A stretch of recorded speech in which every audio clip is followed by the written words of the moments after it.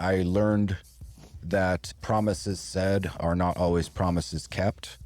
And, you still got to put your head down and work hard and hustle. I basically was rehired to a new boss that didn't know any of my past accomplishments, didn't build any trust with me. And in those first couple of months, all of us, myself included, I'll speak for my coworkers at the time. Right. I think they feel the same, but we had to kind of like redo all the work that we've done over the past many years that we've kind of built it up to this level. Welcome to the One Gang Worldwide podcast, your ultimate ride into the world of motorcycles. Visit cyclesworldwide.com where we offer a completely free marketplace for everything motorcycles. Join our One Gang community where you can connect, share info, and swap stories with riders from all over the world. Join for free at cyclesworldwide.com and be a part of the One Gang community right now. What's going on, One Gang? We've got a great show for you here today. Jacob Berry, co-founder and VP of growth for MotoHunt, host of his own podcast, Dealership Fix It, which is an awesome podcast that we listen to ourselves. Jacob, welcome to the show, brother. Glad to have you on here, man. If you ask any of those guys, hopefully they would say it was due to the contributions that we made in turning an online process into the Powersports dealerships at that time. Hey, thanks, guys. Love to be here. We're excited, man. Thank you again for joining us. Let's start off with the icebreaker round, man. You ready for some fun?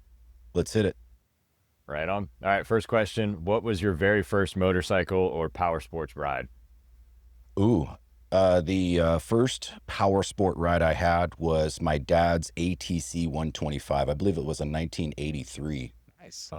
And that's kind of where I grew up with Powersports. There was, was in the 80s era of ATC three-wheelers. Yeah, still got a couple today. Yeah, I want to talk to you. Show me some pictures in Columbus, man. Yeah. I'm looking forward to chatting about that. Those are out of control fun. All right, second question. If you could add one dream bike to your garage right now, what would it be?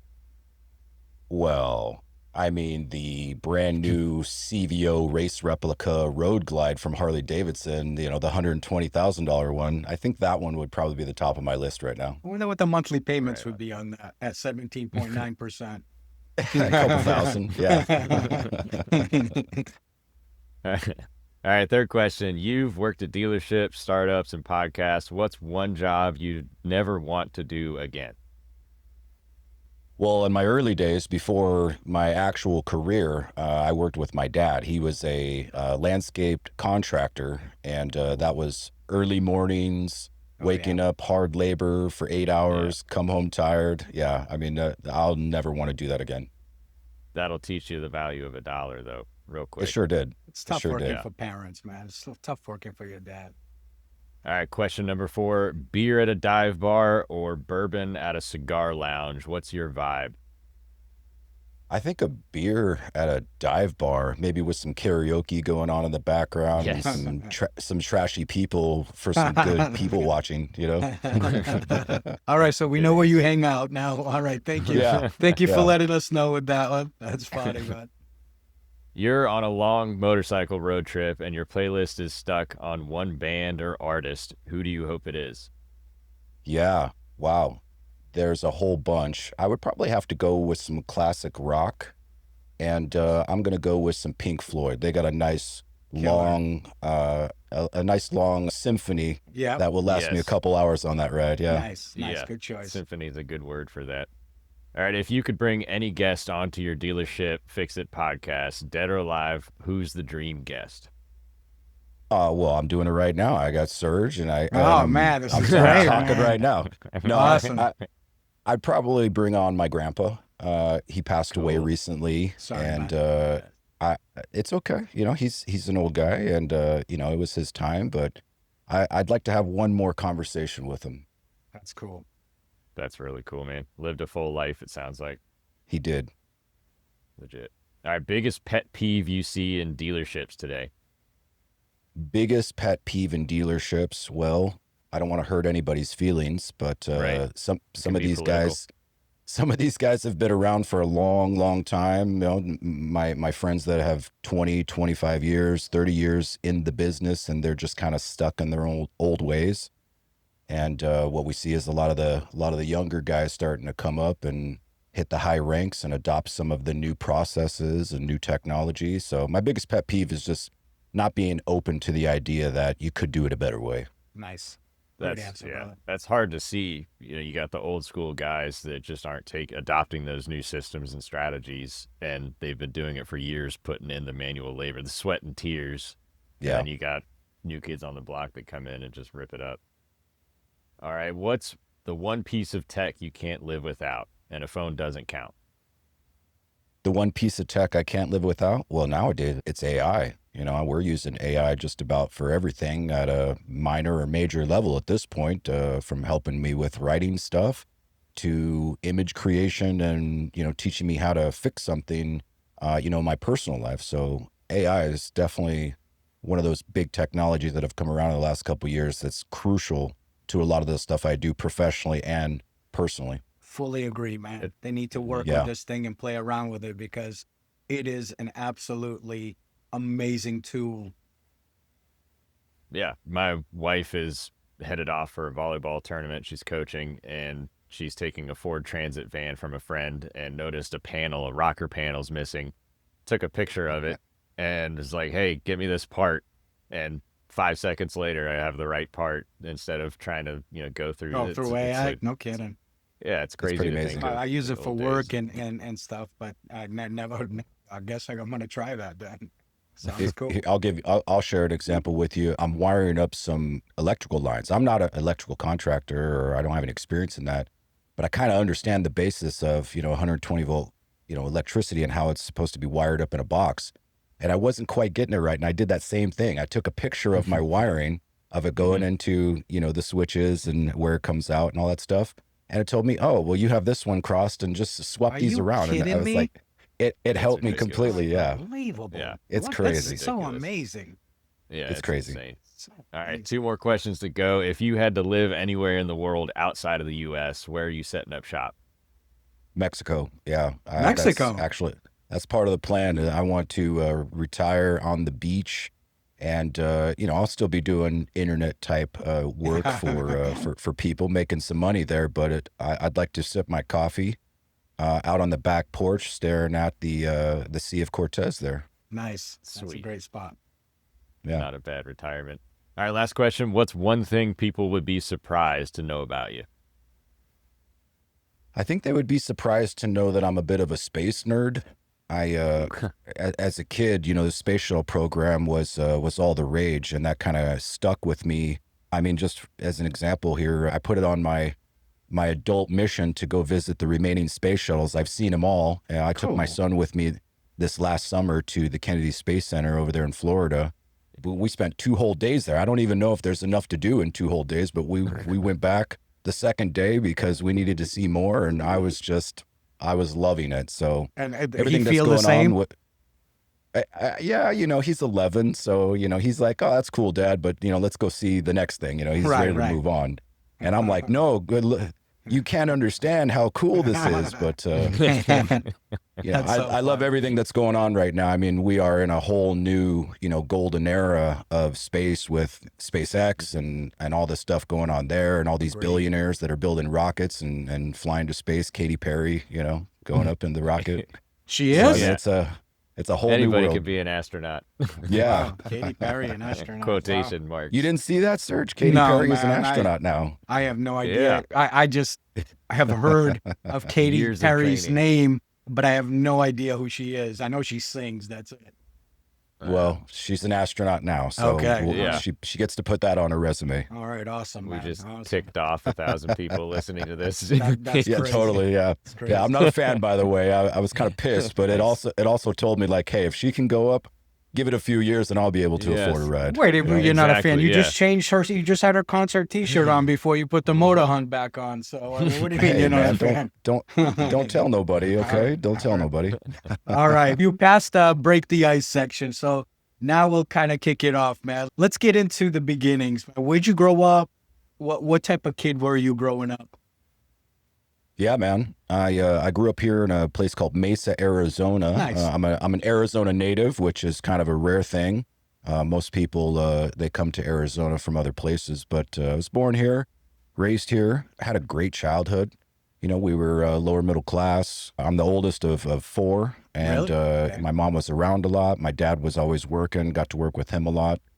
But it was a great experience out here in the desert, and hot summer days, just kind of living the life out here as a kid, going to school and growing up. That's killer. You mentioned you kind of did some hustle with your dad, working in the landscape business with him. What were some of those first jobs that you kind of did before the power sports world came through? And was there anything that kind of hinted where you'd end up? Actually, no. I first started into the dealership business, we'll call it, in automotive. My career started after I went to school. And I went to school at a place called Wyoming Technical Institute after high school. It was a great technical college. I got an associate's degree out of a 1-year stay there in Laramie, Wyoming, and it was just a fantastic introduction. None of my family was really into cars or let alone motorcycles.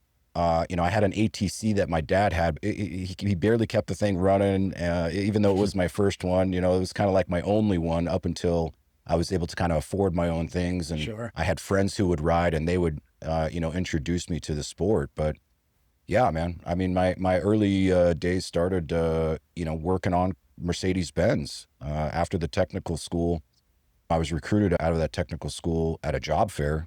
And I moved to Texas, and that kind of started my professional career when I was, 22. So And mechanics, were you, mechanics, sorry to yeah. interrupt. Yeah, sorry to interrupt for one quick sec. Were you always relatively mechanically inclined growing up?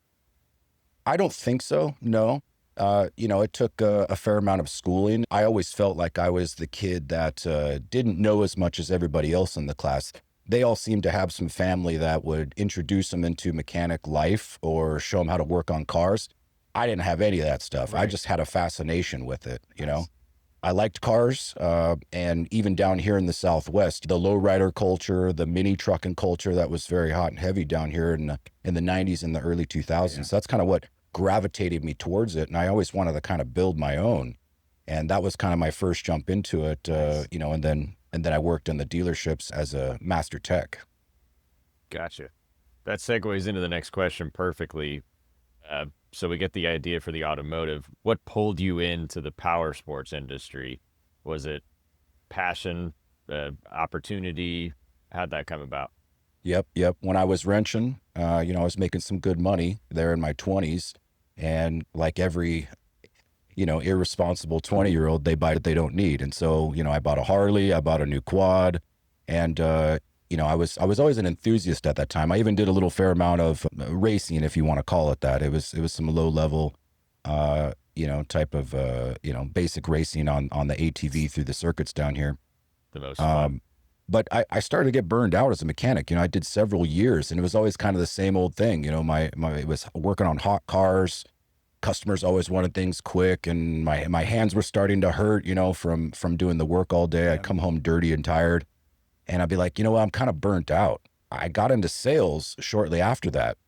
And when I came into sales, it was more of a crash course in transitioning in an adjacent department, if you will, right? And I worked at a different dealership called Henry Brown Automotive. But I think what was my recipe that I was able to have some early success with is I had all that technical knowledge, and I was able to explain in the car sales side of it kind of how the car worked.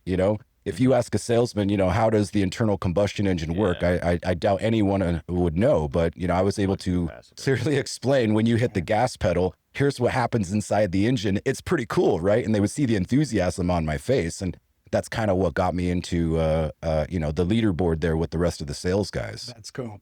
But shortly after that, and I'll wrap up my story here, but shortly after just, working as a floor sales guy at the car dealership and kind of cutting my teeth, a job opening came available for the BDC manager at the dealership. And a BDC manager is, just a fancy way of saying this is the person who gets all the incoming sales phone calls and all the incoming website leads. And you sit back there and you answer them all. And that really kind of morphed into more or less a skill set that allows me to communicate digitally. using email and phone. And then, back in those days, the early, 2000s there, texting was starting to become really, really popular, with Blackberries and the Nokias and stuff. And I was able to really, top the leaderboard and kind of outsell just about every salesperson because I was able to leverage this new communication way using all my online, resources, right? And that morphed into, okay, well, you're pretty good at this because you're a young guy and you know how the internet works apparently. So why don't you just go ahead and maintain the website? And oh, we're going to do some campaigns to run some ads. So why don't you do that too? And oh yeah, we need to make sure all of our inventory is online. Why don't you go ahead and take care of that? And here's the pricing. And we need to take pictures of all the vehicles. And so that kind of all morphed into this role, right? Shortly after that, I move in with my girlfriend across town, and they had just opened up a brand new Powersports dealership, Ride Now Powersports of Peoria. And they had just moved a couple months into this brand new 150,000 square foot building. It was the Taj Mahal. It was beautiful. And the first thing that I did was I went home, I pulled up their website. It was subpar at that time to be gracious. But I submitted a web lead, and I was like, okay, let's see what we get back. No phone call, no text. I gave them all my information. I got one auto response email and no follow-up after that.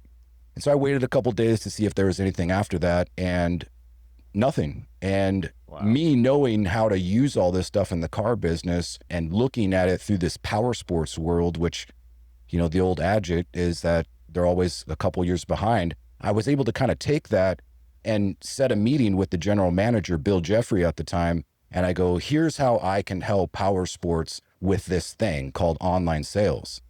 And he took a little bit of a gamble and he didn't really know what to expect. But, within the next couple of years, we had the #1 store in terms of volume, in terms of profitability.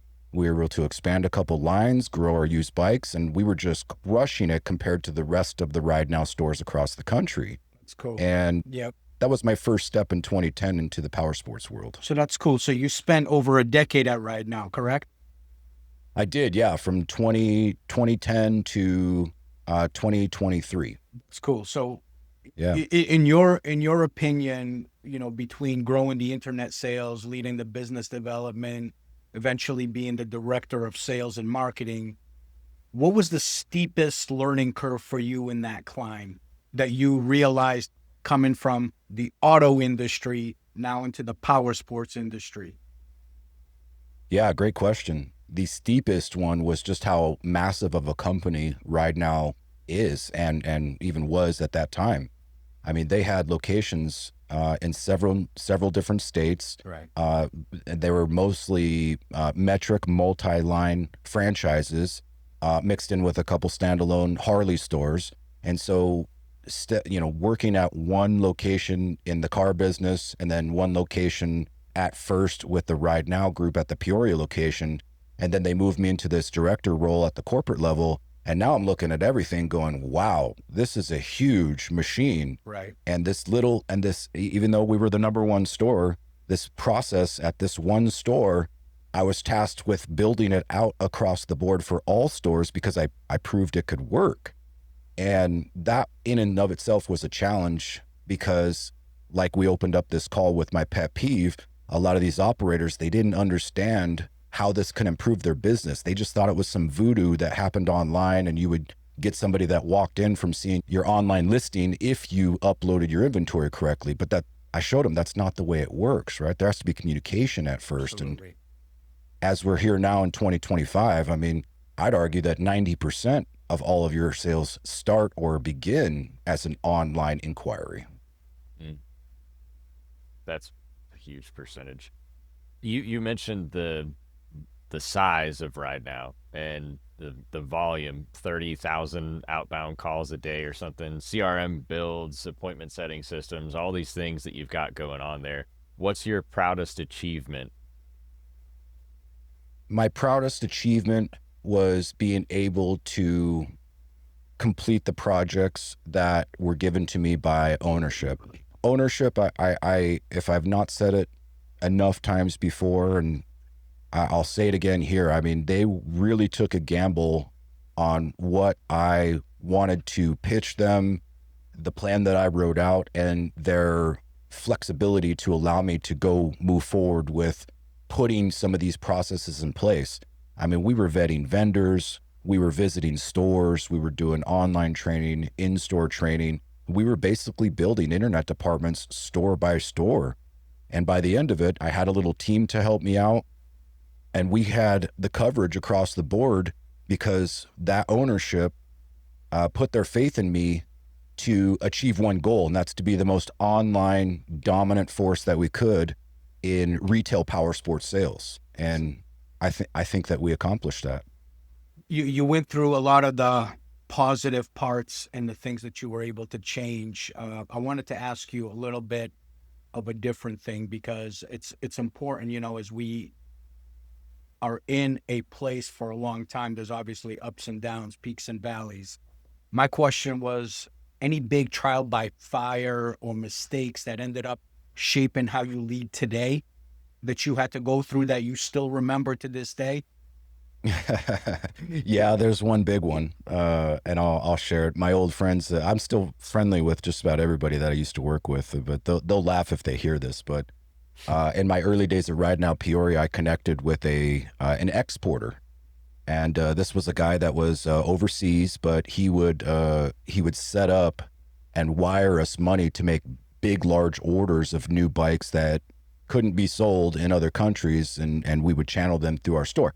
It's all legit, it's all legal, but they needed a dealership that could order enough inventory, process the payment, and then ship it to where he can get it out of the country to his clients. Well, several months went by of doing this, and we were quite successful. I mean, we sold probably a couple hundred different vehicles, motorcycles, ATVs, and they would all be in 30, 40 unit batches. Well, the last time, payment didn't come through. I had already ordered like 60 new Suzukis, which was a mixture of Hayabusas and V-Strom 650 Adventures. And so we're sitting on this inventory, and I had a problem because the guy went silent and he didn't wire us the money. And I've got all this inventory in the back of my warehouse at the Peoria store, and ownership, management, they're asking me, hey, when's that stuff leaving? Right. And I didn't have an answer. And so what we set forth to do was to do basically a fire sale on Busas and V-Strom 650s. And we retailed out of them. Not all of them were profitable, but we put a lot of new Suzukis out on the street locally at that time. And this guy just disappeared? That's kind of the risk sometimes, yeah. And we had a good relationship, and I think that his buyer fell through, and he fell through on me, and it kind of left me holding the bag. Wow. But we got through it okay. Great story, man. Great story for sure. Skin at your teeth, dude. So it was great. It was great until it wasn't, Right. I know the stress that you went through with that when you rely on somebody. That's hurtful, man. It was nerve-wracking. What's up, One Gang? I used to think that if I spent big money on riding gear with a logo on the back, I was getting top quality. I gave Leather Up a shot. I wasn't sure at first, could I really get quality gear without spending a fortune? But after putting tens of thousands of miles on their jackets and vests, I had my answer. No busted zippers, no loose stitching, just solid, well-made gear that lasts. Leather Up carries trusted brands like Milwaukee Leather, Hot Leathers, and more, with gear for every rider and every budget. Plus, their customer service actually cares and picks up the phone, something rare these days. So do yourself a favor, check out leatherup.com. Whether you need jackets, vests, chaps, boots, helmets, or luggage, they've got you covered. And because you're part of the One Gang Worldwide family, use code CW20 at checkout for 20% off your entire order. Stop overpaying, gear up with Leather Up, and see the difference yourself. So after Ride Now, you went into Rumble On at a big turning point with their Ride Now and Freedom acquisitions. What was it like being inside that machine as it scaled?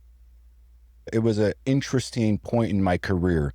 A lot of my coworkers would probably agree with me that at that time, there was a lot of uncertainty there was a lot of, Sure. hey, we're not really sure how this is all going to pan out. You know, my ownership team at the time, Mr. Tack, Mr. Coulter, super high regarded, well-respected individuals in this business. They did set up this deal to where we would, essentially be acquired and merge with Rumble On, and who at the time was a technology company for online listings and acquiring and buying used motorcycles. And the way that I understood the deal was that to make that piece of their business get bigger, they needed the retail dealership footprint, which we had. You know, we had 45 stores at the time just in the Ride Now group. And when we all kind of transitioned over to the Rumble On side, we now had a new boss and a new president and a new owner and a new this and a new that. And it maybe didn't affect the dealership staff at the time, but certainly for the corporate team, if you want to call it that, the middle management guys like myself, it was rough. You know, we were having to travel from our headquarters then at Chandler, Arizona to the Irving, Texas location pretty frequently. A couple guys moved, and, you know, not a lot of guys are left over from that. They've went on to do bigger and better things, such as myself.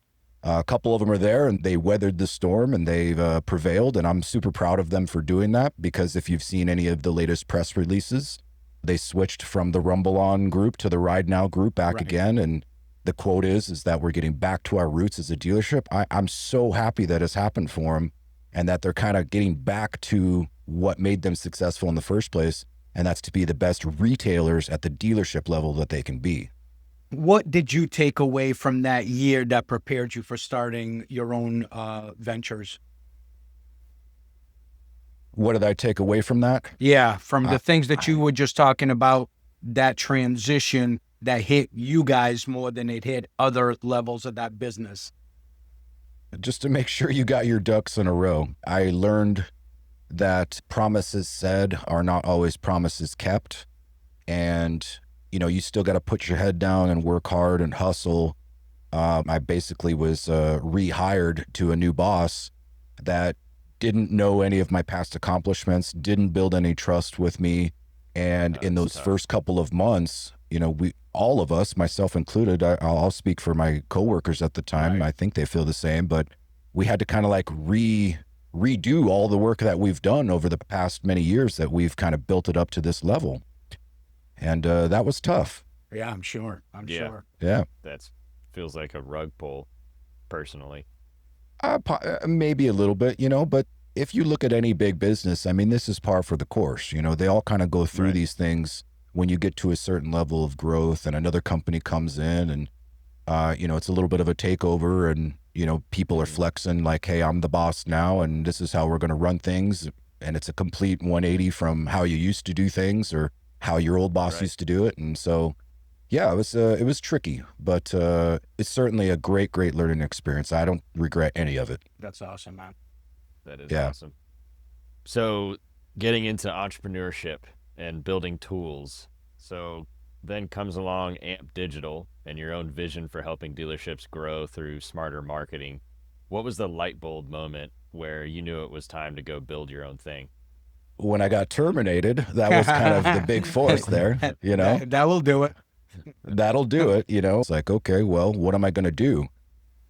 You know, I'll be honest with you. I looked at some other industries and applied, and, you know, thought that I could transfer my success of what I had into another industry or an adjacent industry. But what I often found was either there wasn't a culture alignment, you know, because at the end of the day, I'm just a dirtbag biker, you know, that has gotten lucky in a few areas. You know, I would talk to a fintech guy, or I would talk to a medical supply company, or I would talk to whoever, you know, in terms of looking to get another job with them. And it just was like, man, this sucks, right? I miss Powersports. I want to stay in Powersports. That's where my roots were. That's where I had cut my teeth, and I want to continue my work in this industry. And so that's kind of what it was, you know, I think I still have work to do. I don't think I'm done yet with Powersports. Whether it was done with me at the time, I fought it and I said, I'm not done with you. And I just kept my head down, and I offered basically everything that I had for free. I turned it into ebooks. I turned it into webinars, to free coachings. And I slowly but surely earned customers at the beginning. Now you mentioned AMP Digital. That's what I was talking about there, in the marketing and the consulting. And I still have a lot of those customers with me today. But MotoHunt was the other thing that I was working on with my partner, Michael. And just a quick origin story about that. While I was still with Ride Now Powersports, one of my tasks, right around 2019, 2020, before the COVID pandemic, I was tasked with trying to figure out where we were as a company competitive with everybody else. It was a big, vague ask, but it came and it stemmed from what we used to have called these inventory management meetings. And once or twice a month, a group of individuals, maybe 10 of us, including ownership and different directors, we would sit in a room for a couple hours, and on the big screen, we would put up an Excel spreadsheet that broke down our entire company's major unit inventory: new, used, Harley, non-Harley, off-road, whatever. We split it up into a bunch of different ways, and we would go line item by line item, and we would look at how we would want to price this thing in the future, whether it needed to go to an interstore transfer, whether to sell it off to auction and be done with it. And this would take multiple hours, usually over a day, a whole 8-9 hour day, that we would sit in this room and do this. And I'm like, there's got to be a faster, better way to do this rather than just using Excel spreadsheets and a bunch of experienced men and women in a room talking about one unit at a time. Right. And so I was kind of tasked with figuring this out to where we were competitively against all the other dealerships that carried the same types of models. And coincidentally, I had found Michael Massource, who's my partner now and founder of MotoHunt, and he had an early crawling technology that he had built from his days working at Google and Yahoo. Funny little thing about Michael is if you ever do a Google search and it gives you your results that you search for, but there's a little box that says what people also search for. He's the guy that basically invented that with his team at Google. Yeah. So he built a lot of features. That's probably the most notable one that's still there on Google when you do a search, but he's just a super brilliant guy when it comes to building the technologies around these things, right? And what I needed him for was to use his technology to build around our process of how we wanted to look at the competitive field on major units. And so him and I started down this road, and I was able to get some funding for this project. And we ultimately built the early renditions of what MotoHunt looks like back then. Right. And it was kind of an exclusive tool because I was a Ride Now advocate, obviously, at the time, and I didn't want my competitors to have this new fancy tool that we were building, and really took off. And we were able to develop it and include a whole bunch of features and a whole bunch of use cases into it that we didn't even think of when we were still doing it the Ride Now process way. Fast forward, and the Rumble On thing happens, and there was an opportunity to merge all these companies into one, but it all kind of hit the fan. And everybody went their separate ways. And that's when we really started going out to the rest of the powersports industry and seeing if they had a need for it.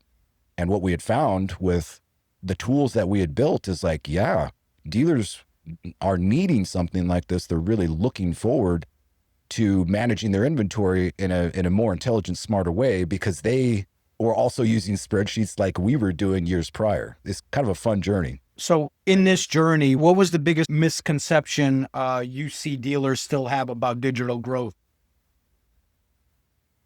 Well, it's the emphasis on it, right? And I don't blame them for this, but some of the old school guys, they focus on the dealership showroom. Yeah. And what I was trying, and there's nothing wrong with it. Again, that's where you pay your rent and all your employees report to work, and you wipe down the machines on the dealership floor every single day, and you try to close up the deals on the showroom floor. But what I wanted to inject to them is that, hey, you have this second showroom called your virtual showroom that you'll get 100, 1,000 more times visitors to compared to your physical showroom.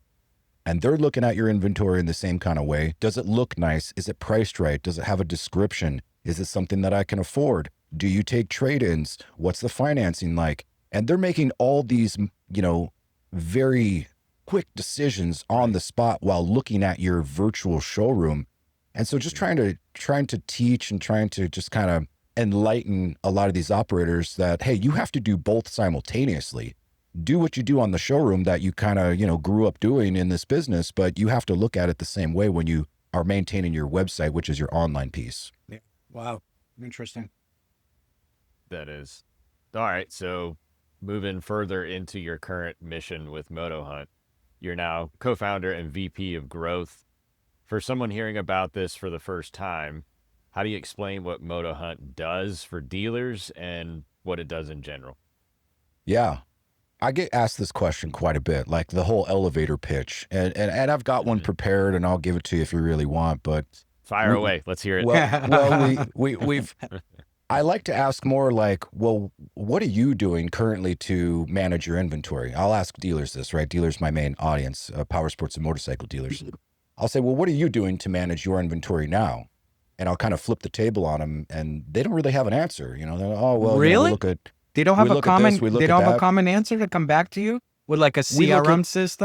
They go through their DMS, and we look at aged, and I'll pull up my competitor's website and see what they're selling theirs for. Or I'll go to Cycle Trader and see if I can search it on there. And oh, okay, great, that's great. And next question: how do you acquire used bikes? What kind of tools are you using to do that? And how do you intake it? What does that look like for you? They're like, oh, we put a number on it through JD Power, and my guys take it in, and we'll get to it in service when we get to it, and try to make some money on it. And what we found is like there's no real like hardcore process that fits with most dealers. And so if I were to give my elevator pitch now after learning those questions, what we built was a fast, a smooth, and a friendly UI to help dealers pull all of this stuff into a one pager. That's what I always like to call it. If you look at the current landscape right now, not using tools like mine, they have to go to a dozen different websites just to get any type of intelligence or valuation on any given make or model. And it's subpar at best, right? And so what we give is everything in real time, everything that's right in front of you, and VIN decoding and all that stuff, as well as bringing in opportunities for those trade-ins that aren't just manually input. Like we're bringing in trade-in leads from your website. We're bringing in trade-in leads from your service department. We're bringing in trade-in leads from this and that, from marketplaces all over the place. And it really gives dealers who are trying to lean hard into the used bike acquisition strategy a resource that they can now include into their current process and be a little smarter when they're taking in those bikes. That's killer, man. That's a great way to explain it because it really dives deep. But obviously inventory management and appraisals aren't the sexiest topics to speak about, but they are the backbone of the profitability, right? What's the real pain point that you're solving for these dealers? Well, it's that, right? So I disagree, Serge. I think that inventory management and appraisals are sexy as hell because everybody seems to be talking about it. Right. Let's break them down into two categories. Inventory management. What's happened lately is that manufacturers have caught up with supply and they are flooding dealership showrooms with new vehicles that were on their ordering period that they couldn't get before. And demand has weaned, right? It's gone down. I don't think that's any news to anybody. And so really it's more about like, how do I control my new inventory flooring costs? And how do I get rid of some of this non-current stuff because the OEM put a rebate or an incentive on it? How do I fill my next ordering period with holes in my inventory model mix or different colors? How do I do this and how do I do that, right? So that inventory piece of it is very sexy because that's what I was hearing over and over again, just even at our last Dealer Connect conference that you and I were both at. Right. Now, when it comes to appraisals, used bikes is where dealers are making profit nowadays, right? You can do great with new vehicles and inventory management and turn over your new stuff as quickly as possible, but let's be realistic. A lot of them are not profitable. A lot of them are done at $0 or less dollar deals, very and little, they're trying to make it up in the F&I office, with warranties and service contracts and whatnot. And that's just the game right now. But when they're looking at the retail side of it for used bikes, that is really where they're leaning in. And, my old mentor, he always used to say the profit is made in the buy, not the sale. That's right. And so being able to acquire these bikes from multiple sources at the right kind of numbers and being able to quickly turn them around for recon in your service department and get them frontline ready within a reasonable time is really where our tools shine.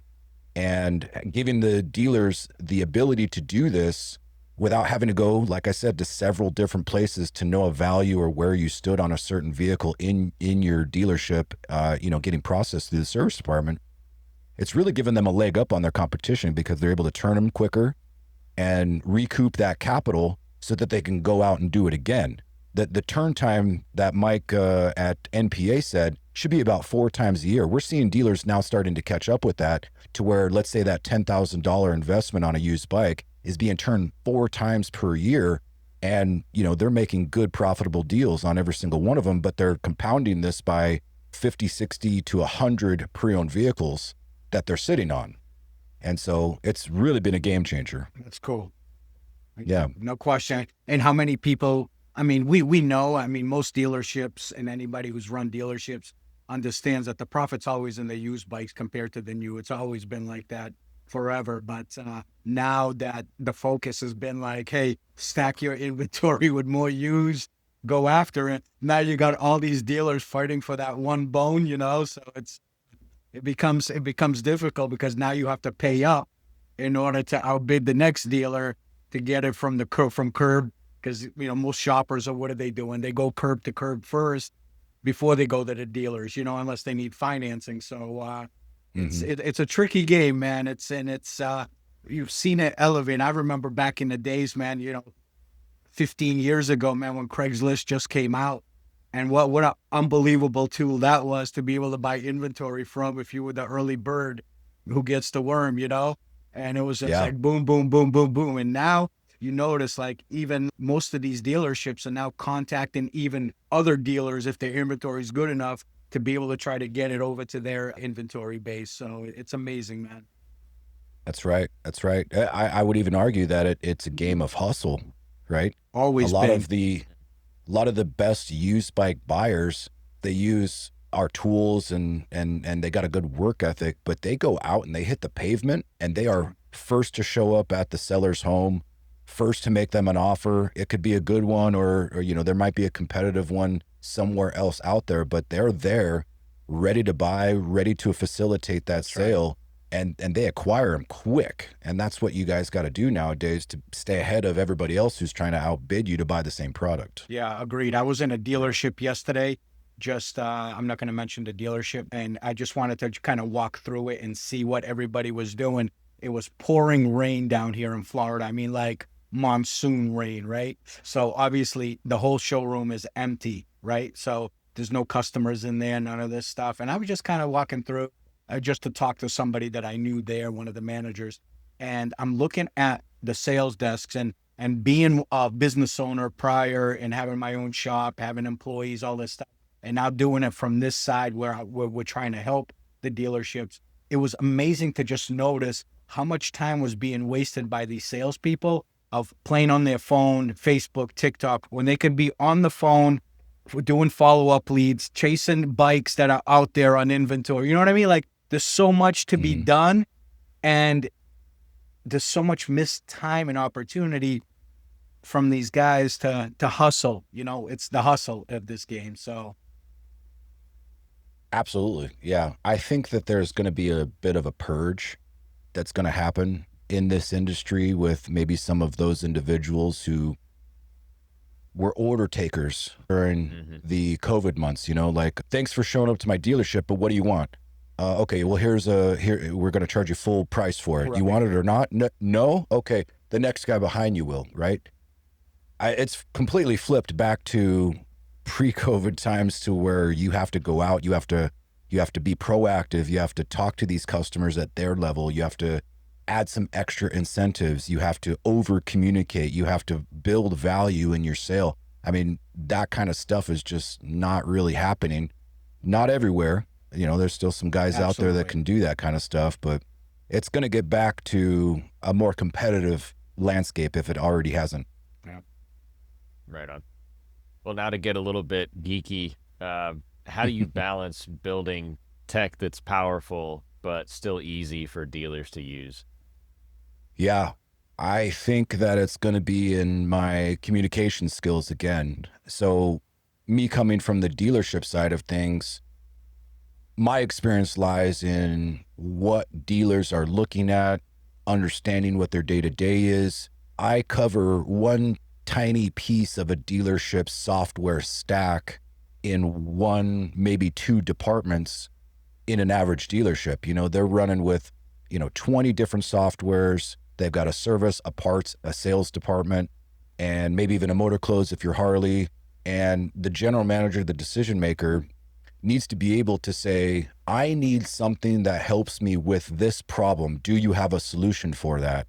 And oftentimes we do, but if I don't, that's my favorite part of the job, is being able to take that information, go, yeah, okay, I got you, I understand. And then technically translating that into my engineering team to say, this is how we need to build this feature within our tool sets so that they can accomplish X, Y, and Z. That certainly is the best part of my job, is hearing all the feedback on how to make a better mousetrap. That's awesome, man. Cool. So where do you see MotoHunt in 5 years? What's the bigger vision for you guys? What's next on the horizon? Great question. I want to see MotoHunt in every single power sport and motorcycle dealership in the United States. I want to expand into Canada for our Canadian brothers up there. That's right. And I want to be the premier trusted source for dealerships to go to when they have any type of question about their inventory or anybody else's in any segment, any brand, or any condition in the United States. That's killer. That's what I want. Killer. And on the appraisal side, do you have your own numbers, or do you use somebody to help you get the numbers for the appraisals of bikes? Great question. So some of the other tools out there will rely on other sources to provide the numbers through their tool. Yep. We built our own from day one. Yeah. That's one of the things that makes us super unique, is that through our database, which is like 5 million VIN numbers strong at this point. I mean, we have just a ton of information, and some of it I still need to figure out how we can manipulate that even better so that we can provide more information. But what it does right now is it taps that source. Every time you query, what is this used bike worth? Show me the comps, show me the other aggregate information like the book values or the wholesale values. And hey, if you need a buy number from NPA, we just built that in there as well. So there's yet a new source that a dealer can go, I'm not sure what number to put on this bike. I'm going to let NPA tell me, because they'll cut me a check for it next day.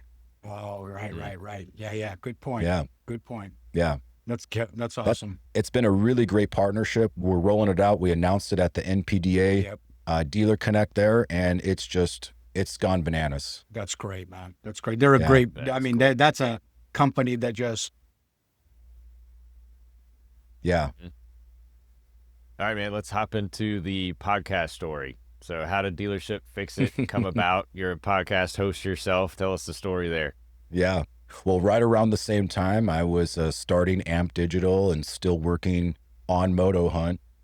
I joined another podcast called the Dealership Fix It podcast, and the host at the time, his name is Brian Croft, super cool guy. He had been putting on this podcast for a couple of years at that point. I think he kind of started during COVID. Lockdowns happen, and I think he had some extra time on his hands, and he said, he's going to start a podcast.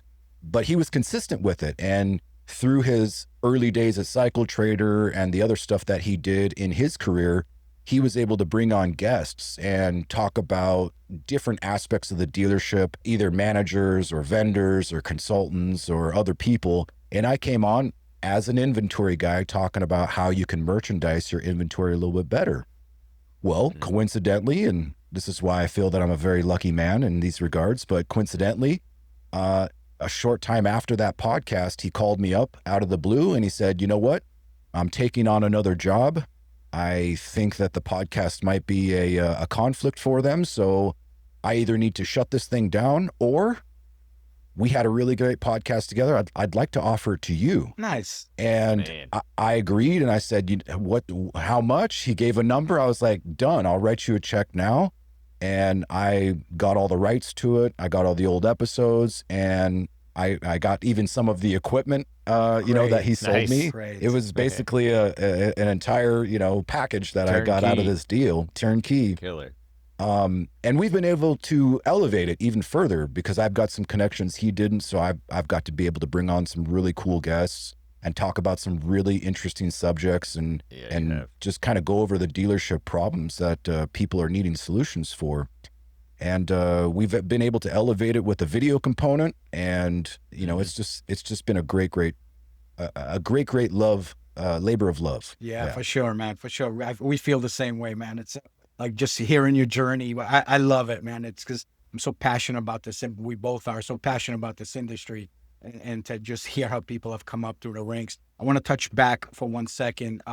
You said that, you loved knowing that, talking to people, and you've had some great guests. What's been your favorite story or piece of advice shared on your show so far that you really have taken with you?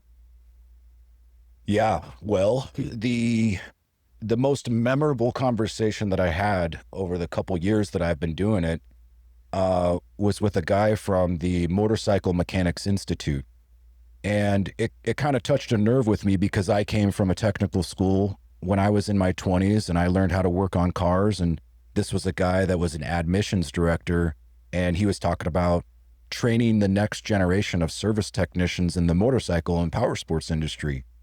And as you guys may be aware, that quality and qualified and trained service technicians are at such a low supply for dealerships that they'll overpay somebody, they'll recruit and poach. And I mean, the technician workforce in this industry for automotive and power sports has just dwindled over the last couple years. And so we really kind of got into it because I shared some of my experiences and he shared what was going on and maybe how the younger generation is just not into working on vehicles anymore. Everything's kind of computerized and computer controlled, and there's not really much wrenching anymore. It's just plug in a laptop, diagnose it, replace the part, and move on. Exactly. So some of the excitement isn't there in the service industry anymore. And we really kind of talked about why that was and kind of what the problems were. And there's many of them, but that was a really, really fun and interesting episode. And it's got a ton of views on it as well. That's great, man. Yeah. I've felt that, from owning a shop, we've done, basis of our work was always custom builds, and how many people that I've tried out and like even that have come to the shop that I've hired on an attempt to hire basis to see how they work out, and how lack of knowledge that they had and skills that they had from these schools. It hurt, man, because I'm like, what are they teaching them? Like the basics, even just simple basics were very hard for them because, like you said, all the new stuff, all the new bikes, it's plug. They'll tell you exactly what it does, but they can no longer hear it, feel it, riding it, they just don't have those bases, man. That's great, man. Yeah, that's a very big one in my heart too, man. It hurts to, because Ben and I have spoken to a couple of instructors from these technical schools, and the only thing we hear is how little the enrollment is. And, we're, I don't know, man, it breaks my heart. These kids are getting into these colleges and having these $300,000, $400,000, $500,000 balances when they graduate, and then they're waiting tables, and we can't even feed the technical schools in the same manner to give these kids an opportunity to better their lives for the future. So I feel the pain, man. It's a real shame. It's a real shame. And Mike Rowe is a great voice He's awesome. to listen to when it comes to trades, and one of the most famous things he said was, for the past 15 years, we've been telling our youth, go to college, get a 4-year degree, and you'll get a really high paying job. And, somebody else will do the labor trades, the plumbers and the electricians and the mechanics.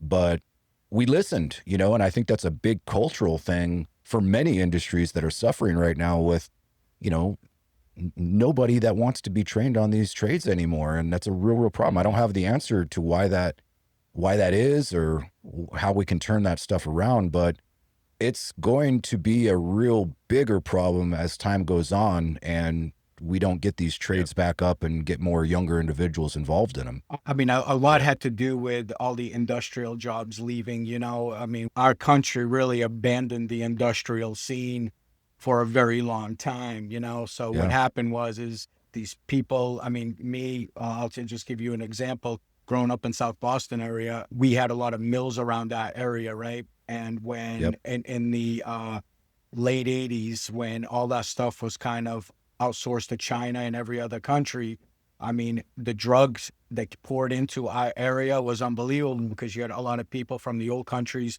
whether it was Portugal, Italy, Ireland, wherever they were coming from, working in trades and different trades that they came up with. And now all of a sudden, these people are thrown into the work reality of like having to get a whole new career. And man, it was a mess. It was a mess. So now hopefully with President Trump, he's putting a lot of emphasis on trying to help the technical schools and get these kids back into not necessarily college, but into getting a trade. I mean, look what plumbers are doing, skilled electricians, all these guys. I mean, they're making great money, you know, a lot better than most of these college kids coming out of school waiting tables, man. So, Yeah. And Yeah. making it earlier too. That arts degree didn't do you much yeah, good, did man, no, no, man, that's for sure. All right, here's a fun question, man. So, what is the biggest thing or biggest things you've learned from sitting across the mic from industry folks? Oh my gosh. Well, I mean, I've learned so much, but what really kind of, gets my juices flowing is I'm in a curious mode every single time I talk to somebody, because Yeah. everybody's always got something super interesting to teach me. I approach this whole podcasting business, if you want to call it that, just more of a teach Jacob what it is that you're doing, and everybody else can listen if they want. That's right. We've got some production value around it, and we try to kind of format it, of course, and I lead the conversation as the host on mine. But the 80s style is awesome, by the way. Thank you. Yeah, love it, man. That's a very important branding decision That's we went right. with. But yeah, I mean, we bring on so many people from so many different walks of life, different experiences, different perspectives, that I just soak it up as much as I can. And I use a lot of this in my own terms, in my own business. Here's one big example. I am not a book reader. I don't have time for it. I probably have some type of weird affliction that, puts me to sleep every time I turn a page on a book when I do try to read one. So it's always been a real issue for me and my learning capabilities. I can scan and I can look at a computer screen for hours upon hours, but opening up an actual hard book and turning pages, it just doesn't click for me. One of the guys that I worked with, John Lyon from Wilkins Harley Davidson, he's an avid book reader. And he kind of helped me with that click that I needed to say, you got to take time for personal development. If you can't read a book, listen to it. And that has put me on a whole nother path of learning different subjects, different business operations. There's a whole wide range of books out there that are available on audio. And so that was like the biggest thing that has like personally changed my life for the better, is just by having a simple conversation with him about it. That's cool, man. That's cool. Yeah. So looking forward, as we wrap this up, if you had to give dealerships that are listening one piece of advice right now about thriving in this changing market, what would it be? Just watch your inventory, right? The age creep is a real thing. If you're not turning your used bikes, or you're not watching your age on your new bikes for flooring, that will bleed you dry, and you will probably close down. We've already seen a bunch of different dealerships, a lot of them Harley Davidson's dealerships, that are just shutting their doors because they can exit through some type of franchise loophole and sell off the land and whatever, right? And there's multiple reasons on why they do it, but I think the biggest one is because the retail is not there, and they're not watching what inventory is doing, and they're not really being proactive around it, and they're just kind of waiting for customers to walk through their door, say, oh, I'm going to buy this bike. I mean, that's a terrible, terrible strategy or process. And on top of that, Harley abandoned them for the last 5 years anyway. So, I mean, what's been the biggest complaint is that no dealer connection between upper management and the dealerships. And, through the hardest times is when you need your dad to be able to say, hey, kids, this is what we got to do. and, they completely abandoned him. It's a situation for an amazing American company that drives me crazy. Sorry. It pissed me off. Well, at the time of this recording last night, they started their dealer meetings in Milwaukee, and I'm already hearing a ton of good things coming out of it with the new CEO, some of their strategies that they're going to put forth, and really getting back to that whole dealer network attitude that was lacking in the last several years. So I'm really excited to see where all this is going to go. I mean, I'm just an enthusiast of the industry as a whole, and to see things like this, it's exciting. This industry needs Harley Davidson to do well. You know what I'm saying? And that's the reality. Absolutely. Because it's just a reality. Absolutely. Jacob, you mentioned exciting. Next question is, what excites you the most about the future, powersports industry, things coming down the pike? What are you pumped about? It's always the product, right? Sure. When I stepped foot into this business, 2010 was not a great year for some manufacturers. They were kind of building some boring things, not all of them, but most of them were like, it's neat. It's still a motorcycle. Motorcycles are inherently just cool, but there was nothing really like titillating about it, right?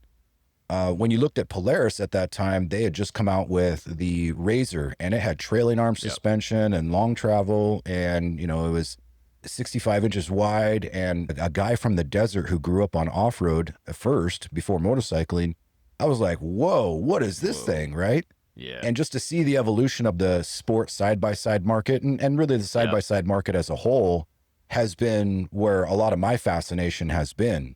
And then you got other companies like Ninja making the H2 and a turbocharged, motorcycle that does 200 miles an hour. It's like, that's incredible, right? So I'm always excited about the OEMs, as much as I throw caution to the OEMs about how much inventory they dump on our dealers. And so their consistent R&D being a couple years ahead of where we're at now, and seeing what they release after all that money and time has gone into it, is really fun and really exciting. And that's what drives me the most. That's cool, man. That's cool. I was telling you, I was at that dealership yesterday and walking through and just seeing all the newer models from BMW and Triumph and all these. I mean, I was like, damn, man, like they've come a long way, just everything is just, I don't know. I'm excited too, man. I want this industry to survive, and I want the dealers to do well, and I want more people riding. And I feel exactly like you do. We touched on it a little bit earlier about your collection that you showed me pictures of your three-wheelers that you've been collecting and rebuilding. Touch on that real quick before we get out of here. Yeah. Well, being an old ATC guy. Oh, man, so cool. I had the idea that, hey, I need to waste money somehow. What's the best way to do that? I find these old ATC 70s, that I probably, most of them I have to dig out from a guy's, shed in the backyard, buried in dust, and drag it out and, strip it down to its bare frame, powder coat it, redo the whole thing. And I go out with my kids and we ride them, and everybody, we get a lot of looks because you don't see three-wheelers anymore, let alone the little ATC 70s with a big, 140 engine in it, and it's fun. It's fun, but it's a complete waste of money. And no, it's not. I do not advise it. I do not advise it as an investment. It's just something that if you like it, But you fix them. You fix them up. You ride them, enjoy them, and then you sell them, or do you collect them? No, that's the worst part. Is I keep all of them because I love them all like kids. I don't sell any of them. You're still a young man, and so you got kids coming up. So the longer you hold on to that stuff, redone, and I mean, it's just, they might be a little bit of money sucking to get done, but it is a future investment. So as a self-employed guy, it's a great 401k too. So we'll see. I don't know about that. We'll see. So Jacob, we'll add MotoHunt.com, and we'll do the Dealership Fix It podcast links to YouTube, Spotify, Apple in the show notes. Where else can people follow along with your journey, and what else do you have going on? Yeah, man. LinkedIn, I'm pretty active on there. I write a lot of content. I put a lot of stuff that I've learned or have experienced out there in a helpful way that, if a dealer is watching my stuff or listening to my podcast, My hope is that they pick up something that's useful to them, little nuggets here and there, and they go, "Oh, that's interesting. Let me think about that or try that out."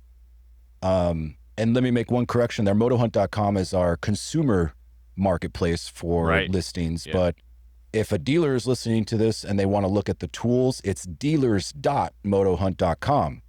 And if they go to dealers.motohunt.com, I actually have a pop-up with a couple free resources. One of them is our latest ebook called The Ultimate Used Inventory Playbook. It took me a couple months to put together from various sources and people, but it's like 42 pages, and it's about everything that you would need to know if you were trying to start, improve, or get your used bike inventory a little tighter for your dealership. That's awesome, man. That's cool. Yep. Yeah, man. Cool. That's good. Well, listen, man, this has been awesome, man. You and I got a chance to hang out a little bit in Columbus, went to that hockey game together. It's been awesome to get to know your journey, man. This has been a lot of fun. You know, we're big fans on this side, even though we have our own Cycles Worldwide platform. It's not really a direct competitor, but we don't even give it if it's a competitor, because there's enough meat on the bone for everybody here if they do it the right way and for the right reason. So we're rooting for you, man. We hope MotoHunt continues to grow and succeed, because it's very important for our industry for it to happen. And love your voice on the podcast, man. I think you do a great job getting a lot of information out to dealers to help. And I think it's important that in this shrinking market of the power sports industry, that voices like ours, our shows, continue to bring on great people to talk about this industry and share their passions and their values and what they see and what they want to happen, because it's the only way we're going to bring that next generation following us. So keep up the amazing work, man. It's been an honor to get to know you, and I'll definitely call you a friend now. So it's awesome to see, man, and just continued success. I've earned it. I'm in the friendship level. You're in the friendship level, man. Awesome, man. Yeah, likewise. I don't see Cycles Worldwide as a competitor at all. Hey, dealers, list your inventory on both places. You know, you turn the water on and all boats rise, right? That's right, brother. Exactly. And so, yeah, I mean, it's definitely resources for the dealers to take advantage of. Here's two right here that you can, get it done today. Agreed, man. Agreed. It's so important. Absolutely. The more eyes, the more sales. It's more than just the dealer doing well, we do well, the dealers do well, the industry does well. Yeah. So it's keeping the torch alive, I have one question for both of you guys, if you don't mind. Of course. I'm reaching into my host piece of it. Let's do it, brother. Let's do it. What do you think it's going to take for the younger generation, as riders, as future buyers of these vehicles? What do you think it's going to take to get these guys to step foot more into our industry and take the leap and buy a new motorcycle or a new off-road vehicle? From what I'm seeing on the younger, and I'm talking young level, I'm talking middle school and even maybe into the high school area now, where these kids are all jumping on electric bikes, right? So they got all these electric motor, like before kids would pedal to school. Now everybody's doing 90 to school, with a helmet on and a backpack, right? So, I think, even though I'm not necessarily an EV guy at all, but I love the fact that at least they're understanding how to control a vehicle that has power, right?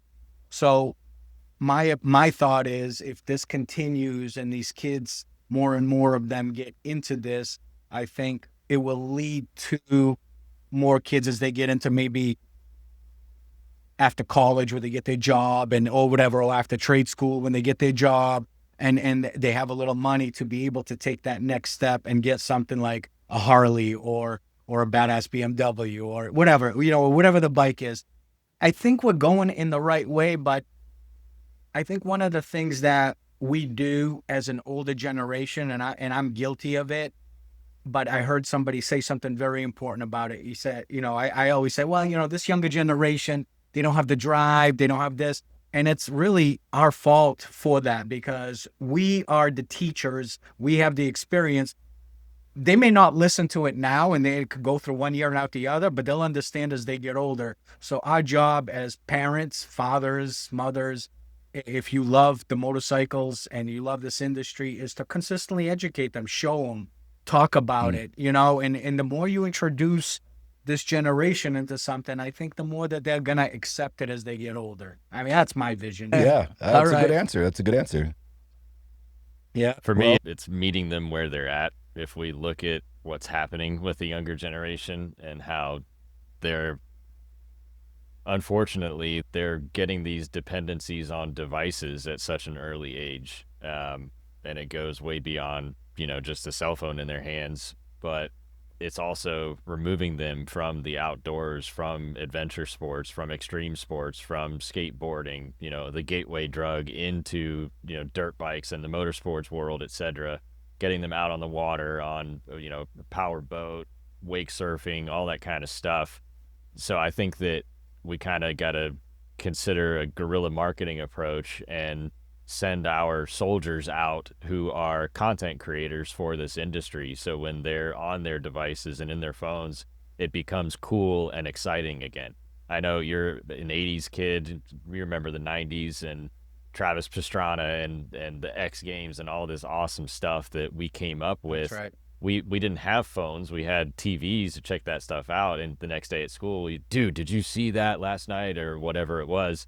They're siloed into their content, and these algorithms are already getting a hold of them at such a young age that we have to flood their devices, flood their platforms with more content that catches their attention, because it's the fight for their attention has started at such a young age now that I think that that's really the only way beyond the parents. Like Serge made a great point, but I think to get to them on their level, we have to get more content in front of them. Maybe we'll get Mr. Beast to do something in the motorcycle world here. It's funny. The other day I was flipping through and I saw Tony Hawk, and I'm like, wow, that dude got old. And then I looked in the mirror. Yeah. Then I looked in the mirror and I'm like, wow, that dude got old. You know, but these are the guys that I grew up with. I mean, I was a huge Tony Hawk guy growing up. I mean, he was, you know, you can catch him on a Saturday on ABC Wide World of Sports doing some skateboard competitions. Right. I mean, we didn't have the devices to look at. So I think another thing that the question, just one more thing before we sign off, is Ben touched on it too, is feeding them with that. And I think to create a streaming service, and that's one of the visions for Cycles Worldwide, is to be able to showcase them more of like smaller track races, different stuff that they normally wouldn't get to see, and give them that visual I think is so important, because you turn it on, you turn a TV on. If a kid turns on a TV, I mean, it's always the usual, right? The football, the basketball, the baseball, you know, whatever it is. And then that's it. I mean, that's what you get on the television. And the power sports industry has really, I mean, for MotoGP, you need a specific channel or subscription. For dirt bike racing, you need a special, you know. So if we can create something that kind of gives it to them and kind of throws it into their feed, like Ben was saying, I think that would help too, because visually, it's more beautiful than football. It's more beautiful than baseball. It's more beautiful than basketball. When you see that horsepower and what those machines can do, the jumps, the cornering, I mean, that's just a Picasso painting to me. So spiritual in a sense. Yeah, spiritual in a sense. All right, brother. Tony Hawk board that he did the 900 on. I don't know if you saw, I'm sure you saw the 900, but the first 900 on Vert he did, that skateboard just went for $900,000 at auction. Did it? Oh my gosh. Like last week or something. That's nuts. God bless him. He's one of the founders of the extreme sports, and everything he's done, he's earned. So he's a good dude too, on top of that. Yeah. Just like Travis is too. So that's good. Good to see those guys still doing that crazy and still continuing on as the OGs of the industry and what they do. So I love to see that. So, and then that obviously inserts the younger generation to follow, and then that's exactly what we need. We need more good role models out there instead of lousy news and constant division and fighting and aggravating. We need to see more good things happening, and our industry is a huge part of that. Absolutely.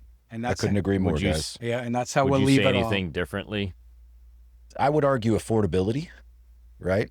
if we want to Yeah, look at great point. the economic perspective of it, you know, when I was a kid, you know, you can get into a 250 or 450 dirt bike, you know, for a couple $1,000. Yeah. You do that now, all of Mhm. them are over 10,000, Yeah. new ones, you know.